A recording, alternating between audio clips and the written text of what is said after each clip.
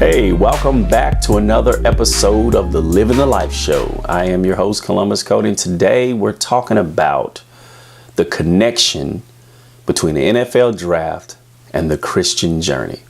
All right. So this show is for everyone, but especially for my viewers that are NFL enthusiasts. Tomorrow is the NFL draft. Tomorrow's a day that we all look forward to see where our teams are going to be for this year.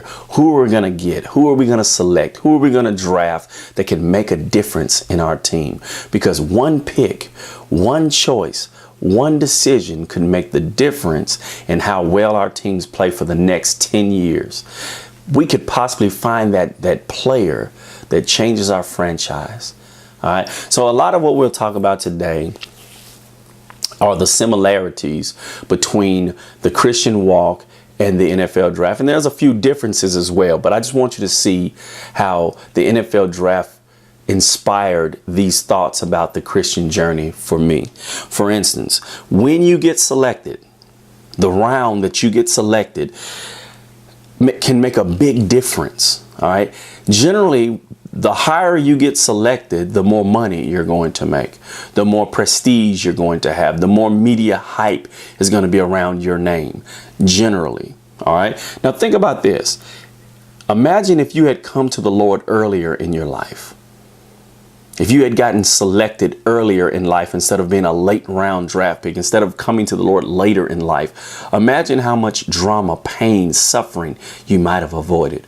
Imagine how much you squandered in life, how much you've thrown away in life that you wouldn't have because you would have been able to experience His fullness even from a young age.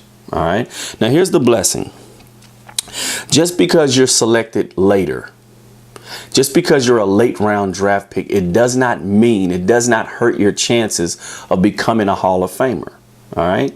Now, Jesus told a parable about a owner of a vineyard. This is in Matthew chapter 20, verse 1 through 16, if you want to read it. There's a man who owned a vineyard, and he went out and he hired people to work in his vineyard.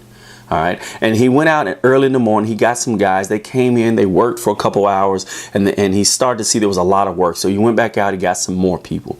They come in. They work for a couple hours. He needs more men. He goes out. He finds some more.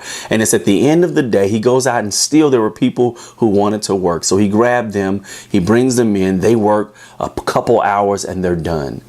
And then when it's time to pay all the men come up to get their pay for the day. And the man pays them the same amount. So the man that worked all day long, that was an early pick, he got paid the same thing that the man who was picked 2-3 hours before the vineyard closed, before the sun went down. Now, Jesus is not a respecter of persons. All right. The fact that what he's looking for is, will you let him draft you? He's not worried about when you come. Now, the blessing is if you come early, you're going to experience greater things. Most Christians regret the biggest regret that most Christians have, I think, is that they wish they had come to the Lord sooner. They wish they had come to the Lord earlier. But the blessing is if you come late, it's better to come late than to not come at all. So if you're 55 years old and you're just now meeting Jesus, then I say to God be the glory. But if you're 15 and your heart is open to the Lord and you want to serve him with all your heart, I say you are a blessed 15-year-old, because most 15-year-olds, their minds are nowhere near the Lord. And because you have that mindset, you're going to forfeit a whole bunch of garbage in your life that most of your peers are going to have to endure. So come as an early pick and experience the fullness for a longer period of time. Come as a late pick and you strive to become that Hall of Fame player. Now, according to I guess the NFL minds,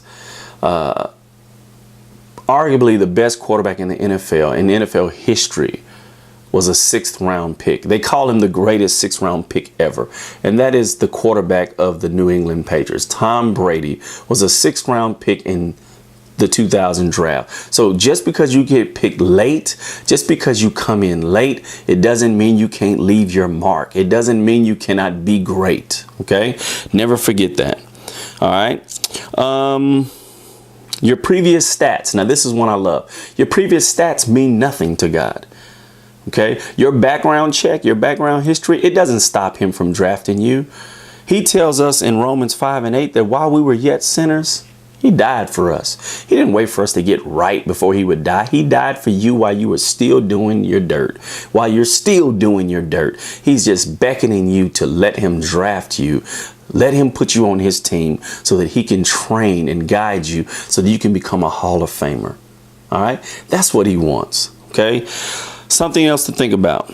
And this is my favorite thing that I came up with for this lesson. Trades had to be made to draft you. A big trade had to be made. A big trade. In 1 Peter 3:18, it says, "For Christ also hath once suffered for sins, the just for the unjust. The just, him, for the unjust, me, that he might bring us to God." Jesus traded places with us. He traded death for life. He allowed you and I to live as he took our punishment for our death. Okay, so when he got on the cross and he died on the cross, he died for you and for me because you and I deserve to die. But because he loves us so much, he traded places with us. All right. You were drafted to make a difference. Never forget that. You were drafted to make a difference. Matthew 5:13 says you're the salt of the earth. But if you lose your savor, if you're not salty, if you're not affecting the world, what good are you? And once you become useless to a team, they trade you or they cut you. And Jesus doesn't trade you. He holds on to you, but he doesn't make you stay. If you want to be released and you release yourself, then you can do that. But that is the worst decision you'd ever make. All right. You got to remind yourself you didn't deserve to be picked, but you got picked anyway. When you remind yourself of that, it will cause you to want to prove yourself to this team, to play with all you have for your team, for your teammates, for your coach, for everyone that's associated with this team, because they picked you. They picked me. Jesus picked us when no one else would pick us. And because of that, I'm grateful, and I'm going to give you my all, Jesus, every single day to show you that you made a good choice by selecting me, by drafting me, by bringing me onto this team. All right. Don't forget, more than one team wants you. Team Jesus wants you. Team Satan wants you. Team Satan only wants you to hurt Team Jesus. He could care less about you. He just wants to hurt Team Jesus. So don't let him draft you. Make sure you go with Team Jesus. Team Jesus is undefeated. I don't know if you've ever been a part of an undefeated team. It's wonderful. Team Jesus, undefeated. Why would you go with a team that you know is going to lose? Team Satan is already lost. Team Jesus, undefeated. So in the words of the Great Commissioner, you are on the clock. What are you going to do? Time is running out. Jesus will be back soon. What will you do? Will you let him draft you today? Will you open your heart and ask him in? Because if you do that, he will come in quick, fast, and in a hurry. He will draft you today if you let him, and your life will never be the same. I pray that this lesson has been something that will bless you, something that you will share with everyone. Click on the like button down there. Send me your emails, gottoliveright@gmail.com. Also, subscribe to the channel and share with as many people as you know. God bless you. Thank you so much for watching. I look forward to seeing you on the next Living the Life show.